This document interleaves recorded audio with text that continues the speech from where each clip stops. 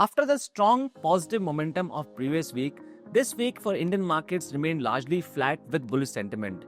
On the back of strong FIs inflows, the month of March has remained the best performing month for the frontline indices since June 2024. Hello everyone, welcome back to the weekly market updates. I am Shaurik Kawat. Nifty 50 returns have turned positive for the financial year 2025, and that is only because of the rally in the second half of the March month, wherein Nifty 50 and Bank Nifty have clocked more than 7% of gains on the month-on-month basis.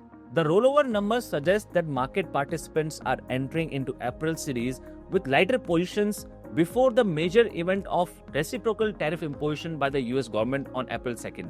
In addition to the reciprocal tariffs, President Trump has also announced to put 25% of extra tariff on all the auto car makers who manufacture their cars out of the US.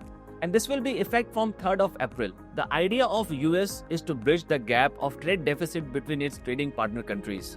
अगर हम tariff से impact होने वाली countries की बात करें तो इसमें सबसे नंबर 1 पे रहेगी चाइना, नंबर 2 और नंबर 3 पे मैक्सिको और वियतनाम। हालांकि इंडिया का नंबर इस लिस्ट में 11वें नंबर पे है with only 41.5 billion USD dollar of trade deficit.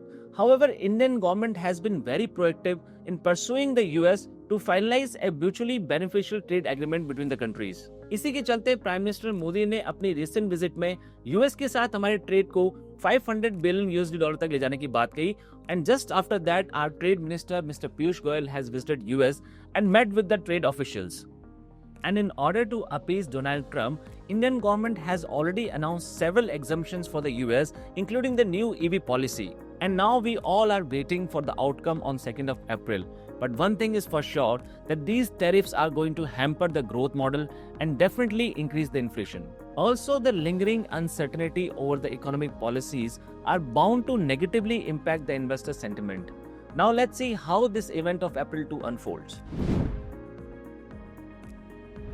For this week, broader indices, the small cap and mid cap have remained flat, whereas Bank Nifty has given almost 1.5% of gains on week-on-week basis. Nifty भी week-on-week basis पे 0.5% के positive gains के साथ बंद हुआ. For the whole week, Nifty 50 has traded in the range of 23,400 at the lower side and 23,850 on the higher side. For any directional move, we need to breach this range on either side. After 5 months of continuous negative inflows from FIIs, the month of March has turned positive with almost 6,500 crore rupees of buying in the cash segment. In this week alone, they have bought more than 22,000 crore rupees of stocks in the cash market, and also in the derivative segments, they have covered their short positions significantly. From the levels of 89% shorts in the index futures, now they only hold 60% of shorts in the futures. Gold prices ने domestic market में इस week 91,050 के record highs touch किए and still trading in positive trend driven by global demand and concerns over US economic policies. साथ ही silver भी अब दौड़ लगा रहा है। डोमेस्टिक मार्केट्स में 1,01,689 रुपए के लेवल्स को टच करने के बाद वीक ऑन वीक बेसिस पर 4% तक की तेजी दर्ज कर चुका है। All prices rise and remain firm for this week on the back of better than expected economic reports from the US and weekly decline in the crude inventories. Like previous week, this week also Nifty PSU Bank has outperformed all other sectors with more than 4% of gains on week-on-week basis.